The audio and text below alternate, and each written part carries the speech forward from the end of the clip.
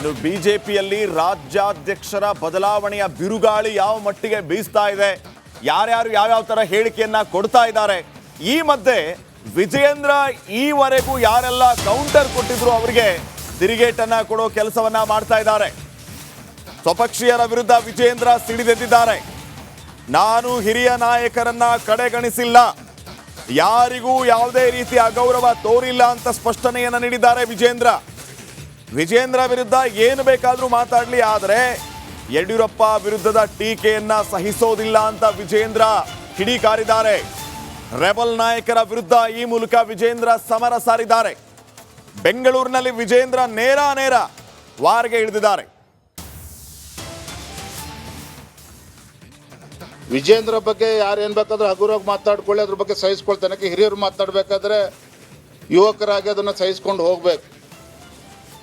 ಆದರೆ ಪಕ್ಷ ಕಟ್ಟಿರ್ತಕ್ಕಂಥ ಒಬ್ಬ ಹೋರಾಟಗಾರ, ರೈತ ನಾಯಕ ಯಡಿಯೂರಪ್ಪನವ್ರ ಬಗ್ಗೆ ಮಾತನಾಡಬೇಕಾದ್ರೂ ಸಹ ಎಂಥ ಕೀಳ್ಮಟ್ಟದ ಭಾಷೆನ ಪ್ರಯೋಗ ಮಾಡ್ತಾ ಇದ್ದಾರೆ. ಅವೆಲ್ಲವನ್ನೂ ಕೂಡ ನೋಡ್ಕೊಂಡು ಕೂರ್ತಕ್ಕಂಥದ್ದು ಅಪರಾಧನೇ. ಇವತ್ತು ಅನೇಕ ಹಿರಿಯರು ಕೂಡ ಕಳೆದ 1 ವರ್ಷದಿಂದ ನಿರಂತರವಾಗಿ ಯಡಿಯೂರಪ್ಪನವ್ರನ್ನ ತೇಜೋವಧೆ ಮಾಡ್ತಕ್ಕಂಥ ಕೆಲಸ ಆಗ್ತಾ ಇದೆ. ಯಡಿಯೂರಪ್ಪನವರಿಗೆ ಅವಮಾನ ಮಾಡ್ತಕ್ಕಂಥ ಕೆಲಸ ಮಾಡ್ತಾ ಇದ್ದಾರೆ. ಈ ಹೇಳಿಕೆಗಳೇನು ನೀಡ್ತಾ ಇದ್ದಾರೆ, ಯಾರೇ ನೀಡ್ತಾ ಇರ್ಬೋದು, ಆ ಹೇಳಿಕೆಗಳು ತಪ್ಪು, ಅದು ಸರಿಯಲ್ಲ, ಈ ರೀತಿ ಹೇಳಿಕೆ ಕೊಡಬೇಡಿ, ಕಾರ್ಯಕರ್ತರಿಗೆ ನೋವಾಗ್ತದೆ ಅನ್ನುವುದು ಒಂದು ಬಾರಿನೂ ಕೂಡ ಯಾರೂ ಕೂಡ ಅವ್ರಿಗೆ ಹೇಳ್ತಕ್ಕಂಥ ಪ್ರಯತ್ನನೂ ಕೂಡ ಮಾಡದೇ ಇರ್ತಕ್ಕಂಥದ್ದು ದುರ್ದೈವ ಅಂತೇಳಿ ಸಂದರ್ಭ ಹೇಳೋಕ್ಕೆ ಇಷ್ಟಪಡ್ತೀನಿ. ಮಾತನಾಡಬಾರ್ದು ಅಂದ್ಕೊಂಡಿದ್ದೆ, ಆದರೆ ಪದೇ ವಿಜಯೇಂದ್ರ ಹಿರಿಯರನ್ನು ವಿಶ್ವಾಸಕ್ಕೆ ತೆಗೆದುಕೊಂಡು ಹೋಗ್ತಾ ಇಲ್ಲ.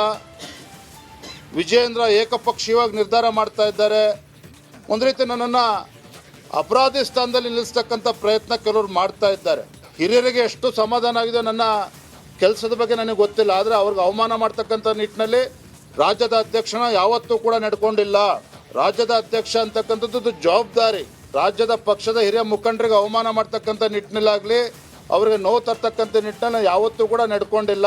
ನನ್ನ ಕೆಲಸದ ಬಗ್ಗೆ ಅವ್ರಿಗೆ ಎಷ್ಟು ಸಂತೋಷ ಇದೆಯಲ್ಲ ಗೊತ್ತಿಲ್ಲ, ಕಾರ್ಯಕರ್ತರಿಗಂತೂ ತೃಪ್ತಿ ಇದೆ. ಅದನ್ನು ಕೂಡ ನಾನು ಸ್ಪಷ್ಟ. ಶಿಕಾರಿಪುರಕ್ಕೆ ಹೋಗಿದೆ, ಮದುವೆ ಮನೆಗಳಲ್ಲಿ ಪಾಪ ಹೆಣ್ಮಕ್ಳು ಕೇಳ್ತಾರೆ, ಏನಾದ್ರೂ ಮಾಡಿ ಸರ್ ದಯವಿಟ್ಟು ನಿಮ್ಮ ಪಕ್ಷದ ಗಲಾಟೆ ನಿಲ್ಲಿಸಿ ಅಂತೇಳಿ. ಅಂದರೆ ಕಾರ್ಯಕರ್ತರ ಮನಸ್ಸಿನಲ್ಲಿ ಯಾವ ರೀತಿ ಅಭಿಪ್ರಾಯಗಳಿದೆ ಅನ್ನೋದನ್ನು ಕೂಡ ಅರ್ಥ ಮಾಡ್ಕೋಬೇಕಾಗ್ತದೆ. ಯಾಕಂದರೆ ವಿಜಯೇಂದ್ರಂಗೆ ಅವಮಾನ ಮಾಡಲಿ, ಆದರೆ ಕಾರ್ಯಕರ್ತರು ಅವಮಾನ ಮಾಡ್ತಕ್ಕಂಥ ಅಧಿಕಾರ ನನಗೂ ಇಲ್ಲ, ಯಾರಿಗೂ ಕೂಡ ಇಲ್ಲ. ತಮ್ದು ಏನೇ ಅಭಿಪ್ರಾಯಗಳಿದ್ರು ಕೂಡ ನಾನು ಹಲವಾರು ಬಾರಿ ಹೇಳಿದ್ದೇನೆ, ಪಕ್ಷದ ವರಿಷ್ಠರಲ್ಲಿ ಹೇಳ್ಕೊಳ್ಳಿ, 4 ಗೋಡೆ ಮಧ್ಯೆ ಮಾತಾಡಲಿ. ಅದು ಈ ರೀತಿ ದಿನ ಬೆಳಗಾದ್ರೂ ಈ ರೀತಿ ಹೇಳ್ತಕ್ಕಂಥದ್ದು ಅವರ ಒಂದು ಹಿರಿತ ಬಗ್ಗೆ ಇನ್ನಷ್ಟು ಮಾಹಿತಿಯನ್ನ ನೀಡ್ತಾರೆ ಪ್ರತಿನಿಧಿ ಸುರೇಶ್. ಈಗ ನೇರ ಸಂಪರ್ಕದಲ್ಲಿ ಜಾಯ್ನ್ ಆಗ್ತಾ ಇದ್ದಾರೆ. ಸುರೇಶ್, ವಿಜಯೇಂದ್ರ ನೇರ ವಾಗ್ದಾಳಿಗೆ ಇಳಿದಿದ್ದಾರೆ. ನೇರವಾಗಿ ಎಚ್ಚರಿಕೆ ಕೊಡುವಂತಹ ಕೆಲಸವೂ ಕೂಡ ಆಗ್ತಾ ಇದೆ. ಇದು ಬಹುಶಃ ಮತ್ತೆ ಬೇರೆ ರೀತಿಯ ಬೆಳವಣಿಗೆಗೆ ಪಾರ್ಟಿಯಲ್ಲಿ ಕಾರಣ ಆಗಬಹುದು. ರೆಬಲ್ಸ್ ಇದನ್ನು ಯಾವ ರೀತಿ ತಗೋತಾರೆ ಅನ್ನುವಂಥದ್ದು ಪ್ರಶ್ನೆ ಆಗಿದೆ. ವಿಜಯೇಂದ್ರ ಮುಖ್ಯವಾಗಿ ಯಾರ ವಿಚಾರವಾಗಿ ಪ್ರಸ್ತಾಪ ಮಾಡಿದ್ರು, ಅವರ ಉದ್ದೇಶ ಏನಾಗಿತ್ತು?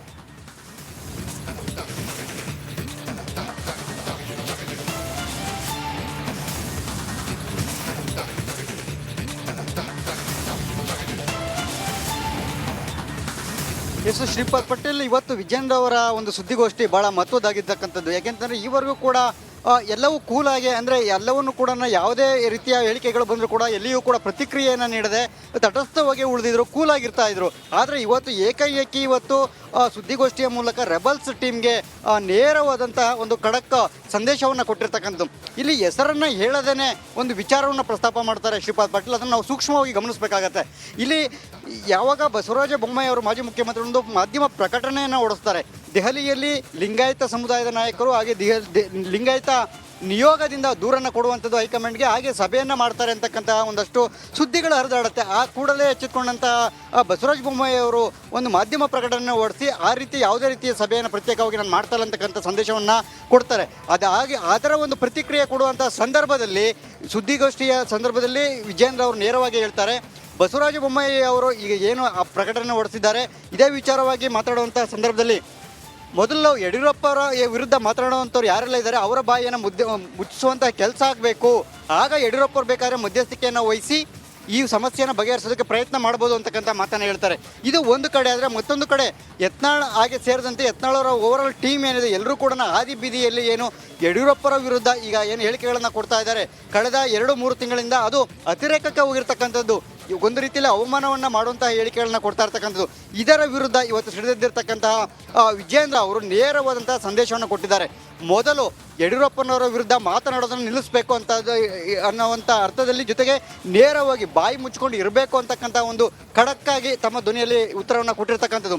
ಇನ್ನು ಜೊತೆಗೆ ಎಲ್ಲದಕ್ಕೂ ಕೂಡ ಹೈಕಮಾಂಡ್ ನಾಯಕರು ಮಧ್ಯಪ್ರವೇಶ ಮಾಡೋದಿಲ್ಲ. ಇದು ಎಲ್ಲದನ್ನು ಅರಿತಿರ್ತಕ್ಕಂಥ ಹಿರಿಯ ನಾಯಕರೇನಿದ್ದಾರೆ, ಆ ಹಿರಿಯ ನಾಯಕರೇ ಈ ಎಲ್ಲ ಸಮಸ್ಯೆಗಳಿಗೂ ಕೂಡ ಉತ್ತರನ ಹುಡುಕಬೇಕು, ಅವರೇ ಈ ಎಲ್ಲ ಸಮಸ್ಯೆಯನ್ನು ಸರಿ ಮಾಡಬೇಕು ಅಂತಕ್ಕಂತಹ ಒಂದು ಅರ್ಥದಲ್ಲಿ ಒಂದು ಬಸವರಾಜ ಬೊಮ್ಮಾಯಿ ಮತ್ತು ಹಿರಿಯ ನಾಯಕರು ಯಾರೆಲ್ಲ ಇದ್ದಾರೆ, BJP ಹಿರಿಯ ನಾಯಕರು, ಅವರೆಲ್ಲರಿಗೂ ಕೂಡ ಮಾರ್ಮಿಕವಾಗಿ ಹೆಸರನ್ನು ಹೇಳದೆ ಅವ್ರಿಗೆ ತಮ್ಮದೇ ಆದ ದಾಟಿಯಲ್ಲಿ ಉತ್ತರವನ್ನು ಕೊಟ್ಟಿರ್ತಕ್ಕಂಥದ್ದು. ಇದೆಲ್ಲವೂ ಒಂದು ಕಡೆ ಆದರೆ ಮತ್ತೊಂದು ಕಡೆ ರೆಬಲ್ಸ್ ಟೀಮ್ ಏನು ದೆಹಲಿಯಿಂದ ಬರಿಗೈಲಿ ವಾಪಸ್ ಆಗಿದ್ದಾರೆ, ಇದು ಕೂಡ ಭಾಳ ಕುತೂಹಲ ಆಗಿರ್ತಕ್ಕಂಥ. ಯಾಕೆಂತಂದರೆ ಈವರೆಗೂ ಕೂಡ ಎಲ್ಲಿಯೂ ಹೈಕಮಾಂಡ್ನ ಪ್ರಭಾವಿ ನಾಯಕರುಗಳು ಕೂಡ ಅವ್ರು ಯಾರಿಗೂ ಕೂಡ ಭೇಟಿಗೆ ಅವಕಾಶವನ್ನು ಕೊಟ್ಟಿಲ್ಲ. ಇದರ ಅರ್ಥ ಹಾಗೇನೆ ಇದರ ಒಂದು ಸುಳಿವು ಏನಿದೆ, ಎಲ್ಲೋ ಒಂದು ಕಡೆ ವಿಜೇಂದ್ರ ಅವರನ್ನು ಮುಂದುವರಿಸುವಂತಹ ಒಂದು ಸಣ್ಣ ಸುಳಿವನ್ನು ಹೈಕಮಾಂಡ್ ನಾಯಕರು ಕೊಟ್ಟಿದ್ದಾರಾ ಅಂತಕ್ಕಂಥದ್ದು ಕೂಡ ಈಗ ರಾಜ್ಯ BJPಯಲ್ಲಿ ಗುಸುಗುಸು ಚರ್ಚೆಗೆ ಕಾರಣ ಆಗಿರ್ತಕ್ಕಂಥದ್ದು. ಈಗ ಹಾಗೆ ನೋಡೋದಾದರೆ ಇದೆಲ್ಲವೂ ಒಂದು ಕಡೆ ಆದರೆ ಮತ್ತೊಂದು ಕಡೆ ಹೈಕಮಾಂಡ್ನಿಂದನೂ ಕೂಡ ಇನ್ನೊಂದು ಈ ತಿಂಗಳ ಅಂದರೆ 20ನೇ ತಾರೀಕಿನ ಒಳಗಡೆ ಒಂದು ಸ್ಪಷ್ಟವಾದಂಥ ಒಂದು ಸಂದೇಶ ಬರುತ್ತೆ ಅಂತಕ್ಕಂಥದ್ದನ್ನು ಕೂಡ ವಿಜೇಂದ್ರ ಅವರು ಸ್ಪಷ್ಟವಾಗಿ ಹೇಳಿದ್ದಾರೆ. ಅಂದರೆ 20ನೇ ತಾರೀಕಿನೊಳಗಡೆ ಈ ಎಲ್ಲ ಏನು ಭಿನ್ನಮತ ಇದೆ, ಹಾಗೇನೇ ರಾಜ್ಯಾಧ್ಯಕ್ಷರ ಗೊಂದಲ, ಆಯ್ಕೆ ವಿಚಾರ ಎಲ್ಲವೂ ಕೂಡ ಎಲ್ಲ ಪ್ರಕ್ರಿಯೆಗಳು ಮುಗಿದು ಹೋಗುತ್ತೆ, ಆಯ್ಕೆಯು ಕೂಡ ಅಧಿಕೃತವಾಗಿ ಘೋಷಣೆ ಆಗುತ್ತೆ, ಅಲ್ಲಿಗೆ ಎಲ್ಲವೂ ಕೂಡ ತೆರೆ ಬೀಳುತ್ತೆ ಅಂತಕ್ಕಂಥ ಮಾತನ್ನು ಹೇಳಿದ್ದಾರೆ ಶ್ರೀಪಾದ್ ಪಾಟೀಲ್. ಅಂತಿಮವಾಗಿ ಈ 20ನೇ ತಾರೀಕು ಅಂತ ಏನು ಹೇಳಿದ್ರೆ ಅಲ್ಲಿವರೆಗೂ ಕೂಡ ಕಾದು ನೋಡಬೇಕು. ಯಾಕೆಂದರೆ ಹೈಕಮಾಂಡ್ ನಾಯಕರ ನಡೆ ಏನಾಗಿರುತ್ತೆ ಅನ್ನೋದು ಒಂದು ಸ್ಪಷ್ಟತೆ ಸಿಗುತ್ತೆ. ಶ್ರೀಪಾದ್ ಪಾಟೀಲ್, ಥ್ಯಾಂಕ್ ಯು ಸುರೇಶ್ ಮಾಹಿತಿಗಾಗಿ.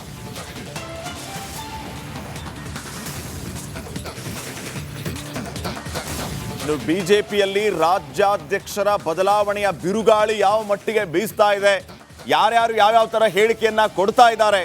ಈ ಮಧ್ಯೆ ವಿಜಯೇಂದ್ರ ಈವರೆಗೂ ಯಾರೆಲ್ಲ ಕೌಂಟರ್ ಕೊಟ್ಟಿದ್ರು ಅವರಿಗೆ ತಿರುಗೇಟನ್ನ ಕೊಡೋ ಕೆಲಸವನ್ನ ಮಾಡ್ತಾ ಇದ್ದಾರೆ.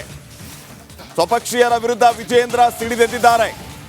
ನಾನು ಹಿರಿಯ ನಾಯಕರನ್ನ ಕಡೆಗಣಿಸಿಲ್ಲ, ಯಾರಿಗೂ ಯಾವುದೇ ರೀತಿ ಅಗೌರವ ತೋರಿಲ್ಲ ಅಂತ ಸ್ಪಷ್ಟನೆಯನ್ನ ನೀಡಿದ್ದಾರೆ ವಿಜಯೇಂದ್ರ ವಿರುದ್ಧ ಏನು ಬೇಕಾದರೂ ಮಾತಾಡಲಿ, ಆದರೆ ಯಡಿಯೂರಪ್ಪ ವಿರುದ್ಧದ ಟೀಕೆಯನ್ನ ಸಹಿಸೋದಿಲ್ಲ ಅಂತ ವಿಜಯೇಂದ್ರ ಕಿಡಿಕಾರಿದ್ದಾರೆ. ರೆಬಲ್ ನಾಯಕರ ವಿರುದ್ಧ ಈ ಮೂಲಕ ವಿಜಯೇಂದ್ರ ಸಮರ ಸಾರಿದ್ದಾರೆ. ಬೆಂಗಳೂರಿನಲ್ಲಿ ವಿಜಯೇಂದ್ರ ನೇರ ವಾರ್ಗೆ ಇಳಿದಿದ್ದಾರೆ. ವಿಜೇಂದ್ರ ಬಗ್ಗೆ ಯಾರು ಏನು ಬೇಕಾದ್ರೂ ಹಗುರವಾಗಿ ಮಾತಾಡ್ಕೊಳ್ಳಿ, ಅದ್ರ ಬಗ್ಗೆ ಸಹಿಸ್ಕೊಳ್ತಾನೆ. ಹಿರಿಯರು ಮಾತಾಡಬೇಕಾದ್ರೆ ಯುವಕರಾಗಿ ಅದನ್ನು ಸಹಿಸ್ಕೊಂಡು ಹೋಗ್ಬೇಕು. ಆದರೆ ಪಕ್ಷ ಕಟ್ಟಿರ್ತಕ್ಕಂಥ ಒಬ್ಬ ಹೋರಾಟಗಾರ, ರೈತ ನಾಯಕ ಯಡಿಯೂರಪ್ಪನವ್ರ ಬಗ್ಗೆ ಮಾತನಾಡಬೇಕಾದ್ರೂ ಸಹ ಎಂಥ ಕೀಳ್ಮಟ್ಟದ ಭಾಷೆನ ಪ್ರಯೋಗ ಮಾಡ್ತಾ ಇದ್ದಾರೆ. ಅವೆಲ್ಲವನ್ನೂ ಕೂಡ ನೋಡ್ಕೊಂಡು ಕೂರ್ತಕ್ಕಂಥದ್ದು ಅಪರಾಧನೇ. ಇವತ್ತು ಅನೇಕ ಹಿರಿಯರು ಕೂಡ ಕಳೆದ 1 ವರ್ಷದಿಂದ ನಿರಂತರವಾಗಿ ಯಡಿಯೂರಪ್ಪನವ್ರನ್ನ ತೇಜೋವಧೆ ಮಾಡ್ತಕ್ಕಂಥ ಕೆಲಸ ಆಗ್ತಾ ಇದೆ. ಯಡಿಯೂರಪ್ಪನವರಿಗೆ ಅವಮಾನ ಮಾಡ್ತಕ್ಕಂಥ ಕೆಲಸ ಮಾಡ್ತಾ ಇದ್ದಾರೆ. ಈ ಹೇಳಿಕೆಗಳೇನು ನೀಡ್ತಾ ಇದ್ದಾರೆ, ಯಾರೇ ನೀಡ್ತಾ ಇರ್ಬೋದು, ಆ ಹೇಳಿಕೆಗಳು ತಪ್ಪು, ಅದು ಸರಿಯಲ್ಲ, ಈ ರೀತಿ ಹೇಳಿಕೆ ಕೊಡಬೇಡಿ, ಕಾರ್ಯಕರ್ತರಿಗೆ ನೋವಾಗ್ತದೆ ಅನ್ನುವುದು ಒಂದು ಬಾರಿನೂ ಕೂಡ ಯಾರೂ ಕೂಡ ಅವ್ರಿಗೆ ಹೇಳ್ತಕ್ಕಂಥ ಪ್ರಯತ್ನನೂ ಕೂಡ ಮಾಡದೇ ಇರ್ತಕ್ಕಂಥದ್ದು ದುರ್ದೈವ ಅಂತೇಳಿ ಸಂದರ್ಭ ಹೇಳೋಕ್ಕೆ ಇಷ್ಟಪಟ್ಟು ಮಾತನಾಡಬಾರ್ದು ಅಂದ್ಕೊಂಡಿದ್ದೆ. ಆದರೆ ಪದೇ ವಿಜಯೇಂದ್ರ ಹಿರಿಯರನ್ನು ವಿಶ್ವಾಸಕ್ಕೆ ತೆಗೆದುಕೊಂಡು ಹೋಗ್ತಾ ಇಲ್ಲ. ವಿಜಯೇಂದ್ರ ಏಕಪಕ್ಷೀಯವಾಗಿ ನಿರ್ಧಾರ ಮಾಡ್ತಾ ಇದ್ದಾರೆ. ಒಂದು ರೀತಿ ನನ್ನನ್ನು ಅಪರಾಧಿ ಸ್ಥಾನದಲ್ಲಿ ನಿಲ್ಲಿಸ್ತಕ್ಕಂಥ ಪ್ರಯತ್ನ ಕೆಲವರು ಮಾಡ್ತಾ ಇದ್ದಾರೆ. ಹಿರಿಯರಿಗೆ ಎಷ್ಟು ಸಮಾಧಾನ ಆಗಿದೆ ನನ್ನ ಕೆಲಸದ ಬಗ್ಗೆ ನನಗೆ ಗೊತ್ತಿಲ್ಲ, ಆದರೆ ಅವ್ರಿಗೆ ಅವಮಾನ ಮಾಡ್ತಕ್ಕಂಥ ನಿಟ್ಟಿನಲ್ಲಿ ರಾಜ್ಯದ ಅಧ್ಯಕ್ಷನ ಯಾವತ್ತೂ ಕೂಡ ನಡ್ಕೊಂಡಿಲ್ಲ. ರಾಜ್ಯದ ಅಧ್ಯಕ್ಷ ಅಂತಕ್ಕಂಥದ್ದು ಜವಾಬ್ದಾರಿ. ರಾಜ್ಯದ ಪಕ್ಷದ ಹಿರಿಯ ಮುಖಂಡರಿಗೆ ಅವಮಾನ ಮಾಡ್ತಕ್ಕಂಥ ನಿಟ್ಟಿನಲ್ಲಾಗಲಿ, ಅವ್ರಿಗೆ ನೋವು ತರ್ತಕ್ಕಂಥ ನಿಟ್ಟಿನಲ್ಲಿ ಯಾವತ್ತೂ ಕೂಡ ನಡ್ಕೊಂಡಿಲ್ಲ. ನನ್ನ ಕೆಲಸದ ಬಗ್ಗೆ ಅವ್ರಿಗೆ ಎಷ್ಟು ಸಂತೋಷ ಇದೆಯಲ್ಲ ಗೊತ್ತಿಲ್ಲ, ಕಾರ್ಯಕರ್ತರಿಗಂತೂ ತೃಪ್ತಿ ಇದೆ. ಅದನ್ನು ಕೂಡ ನಾನು ಸ್ಪಷ್ಟ. ಶಿಕಾರಿಪುರಕ್ಕೆ ಹೋಗಿದೆ, ಮದುವೆ ಮನೆಗಳಲ್ಲಿ ಪಾಪ ಹೆಣ್ಮಕ್ಳು ಕೇಳ್ತಾರೆ, ಏನಾದ್ರೂ ಮಾಡಿ ಸರ್ ದಯವಿಟ್ಟು ನಿಮ್ಮ ಪಕ್ಷದ ಗಲಾಟೆ ನಿಲ್ಲಿಸಿ ಅಂತೇಳಿ. ಅಂದರೆ ಕಾರ್ಯಕರ್ತರ ಮನಸ್ಸಿನಲ್ಲಿ ಯಾವ ರೀತಿ ಅಭಿಪ್ರಾಯಗಳಿದೆ ಅನ್ನೋದನ್ನು ಕೂಡ ಅರ್ಥ ಮಾಡ್ಕೋಬೇಕಾಗ್ತದೆ. ಯಾಕಂದರೆ ವಿಜೇಂದ್ರಂಗೆ ಅವಮಾನ ಮಾಡಲಿ, ಆದರೆ ಕಾರ್ಯಕರ್ತರು ಅವಮಾನ ಮಾಡ್ತಕ್ಕಂಥ ಅಧಿಕಾರ ನನಗೂ ಇಲ್ಲ, ಯಾರಿಗೂ ಕೂಡ ಇಲ್ಲ. ತಮ್ದು ಏನೇ ಅಭಿಪ್ರಾಯಗಳಿದ್ರು ಕೂಡ ನಾನು ಹಲವಾರು ಬಾರಿ ಹೇಳಿದ್ದೇನೆ, ಪಕ್ಷದ ವರಿಷ್ಠರಲ್ಲಿ ಹೇಳ್ಕೊಳ್ಳಿ, 4 ಗೋಡೆ ಮಧ್ಯೆ ಮಾತಾಡ್ಲಿ. ಅದು ಈ ರೀತಿ ದಿನ ಬೆಳಗಾದ್ರೂ ಈ ರೀತಿ ಹೇಳ್ತಕ್ಕಂಥದ್ದು ಅವರ ಒಂದು ಹಿರಿತ ಬಗ್ಗೆ ಇನ್ನಷ್ಟು ಮಾಹಿತಿಯನ್ನ ನೀಡ್ತಾರೆ ಪ್ರತಿನಿಧಿ ಸುರೇಶ್. ಈಗ ನೇರ ಸಂಪರ್ಕದಲ್ಲಿ ಜಾಯ್ನ್ ಆಗ್ತಾ ಇದ್ದಾರೆ. ಸುರೇಶ್, ವಿಜೇಂದ್ರ ನೇರ ವಾಗ್ದಾಳಿಗೆ ಇಳಿದಿದ್ದಾರೆ. ನೇರವಾಗಿ ಎಚ್ಚರಿಕೆ ಕೊಡುವಂತಹ ಕೆಲಸವೂ ಕೂಡ ಆಗ್ತಾ ಇದೆ.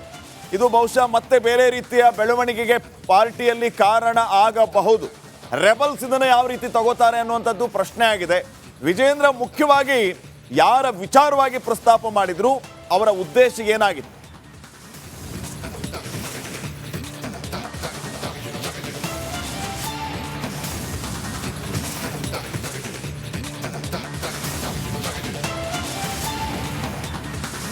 ಎಸ್ ಶ್ರೀಪಾದ್ ಪಟೇಲ್, ಇವತ್ತು ವಿಜೇಂದ್ರ ಅವರ ಒಂದು ಸುದ್ದಿಗೋಷ್ಠಿ ಬಹಳ ಮಹತ್ವದಾಗಿರ್ತಕ್ಕಂಥದ್ದು. ಯಾಕೆಂತಂದ್ರೆ ಈವರೆಗೂ ಕೂಡ ಎಲ್ಲವೂ ಕೂಲಾಗಿ, ಅಂದರೆ ಎಲ್ಲವನ್ನು ಕೂಡ ಯಾವುದೇ ರೀತಿಯ ಹೇಳಿಕೆಗಳು ಬಂದರೂ ಕೂಡ ಎಲ್ಲಿಯೂ ಕೂಡ ಪ್ರತಿಕ್ರಿಯೆಯನ್ನು ನೀಡದೆ ತಟಸ್ಥವಾಗಿ ಉಳಿದಿದ್ರು, ಕೂಲಾಗಿರ್ತಾ ಇದ್ರು. ಆದರೆ ಇವತ್ತು ಏಕಾಏಕಿ ಇವತ್ತು ಸುದ್ದಿಗೋಷ್ಠಿಯ ಮೂಲಕ ರೆಬಲ್ಸ್ ಟೀಮ್ಗೆ ನೇರವಾದಂತಹ ಒಂದು ಖಡಕ್ ಸಂದೇಶವನ್ನು ಕೊಟ್ಟಿರ್ತಕ್ಕಂಥದ್ದು.